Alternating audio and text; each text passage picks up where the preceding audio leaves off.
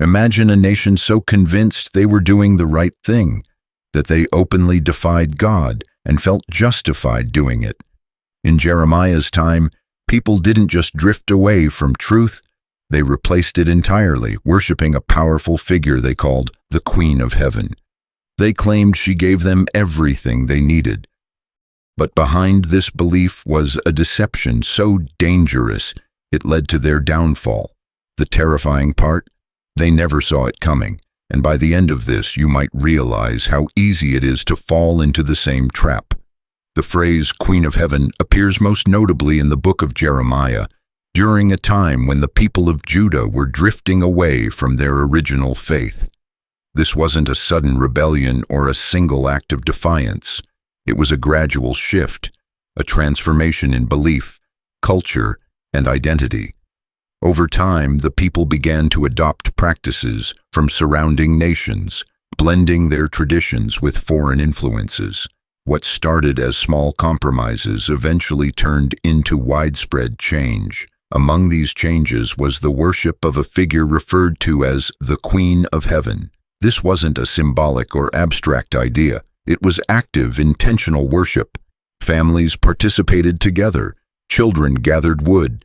Fathers lit fires. Women prepared dough and baked cakes as offerings. Drink offerings were poured out in her honor.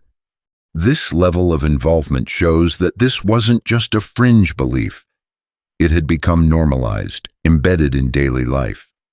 What makes this even more striking is the mindset of the people involved. They didn't see themselves as doing anything wrong. In fact, they believed the opposite. They were convinced that honoring the Queen of Heaven brought them prosperity, stability, and well-being. When they looked back at times of abundance, they credited her. When they faced hardship, they believed it was because they had stopped honoring her. This belief reveals something profound about human nature. People often interpret their experiences in ways that confirm what they already want to believe.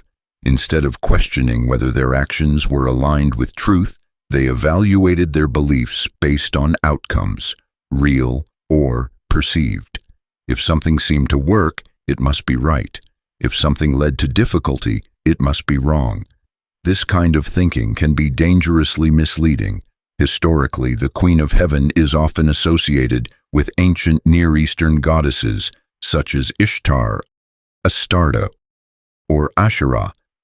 These figures were widely worshipped across various cultures and were often linked to fertility, love, war, and power. In many ways, these goddesses represented everything people desired: control over their circumstances, assurance of prosperity, and a sense of connection to something powerful and immediate. And that is precisely why their influence spread so easily. Unlike a belief system that required patience, trust, and unseen faith, the worship of such figures often involved visible rituals and tangible actions. People could perform specific acts, offerings, ceremonies, devotions, and expect results. It created a sense of structure, predictability, and control. This is where the deeper issue begins to emerge. The appeal of the Queen of Heaven was not just about who she was, it was about what she offered. She offered a system that felt manageable, a system that seemed responsive, a system that aligned with human desires for certainty and results. In contrast, the relationship that Jeremiah was calling people back to required something much more difficult. It required trust without immediate proof, obedience even when outcomes were uncertain. It required surrender rather than control, and for many people that was not appealing. So they chose differently. They didn't necessarily see it as rejection. They may have believed they were simply expanding their beliefs or adapting to their environment. But in reality, they were replacing one foundation with another, and that replacement had consequences. Jeremiah's message was clear and direct. He warned that these practices were not harmless. They were not neutral. They represented a shift away from truth, and that shift would lead to destruction. The people were not just changing rituals, they were changing their entire understanding of reality.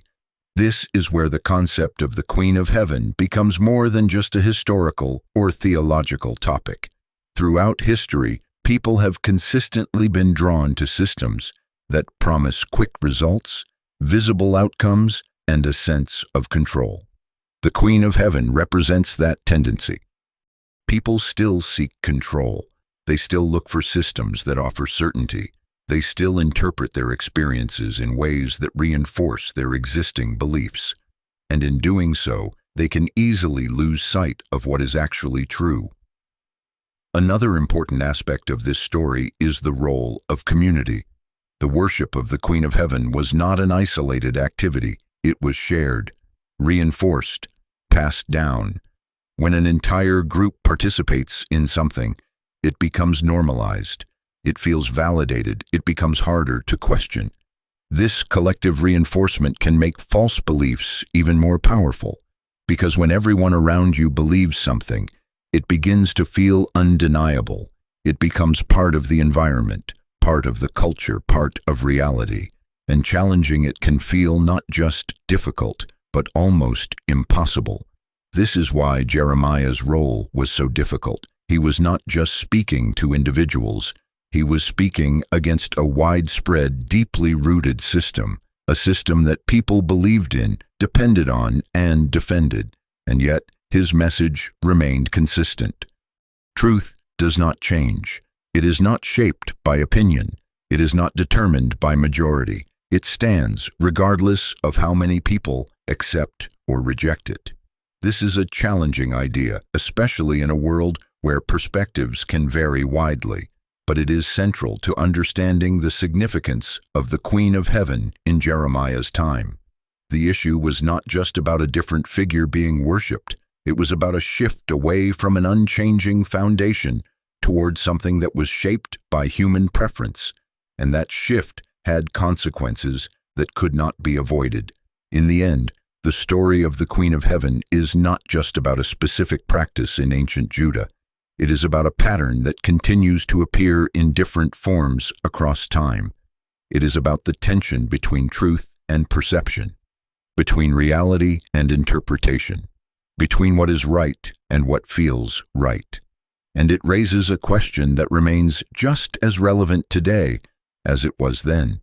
When faced with a choice between what is true and what is appealing, which one will people choose?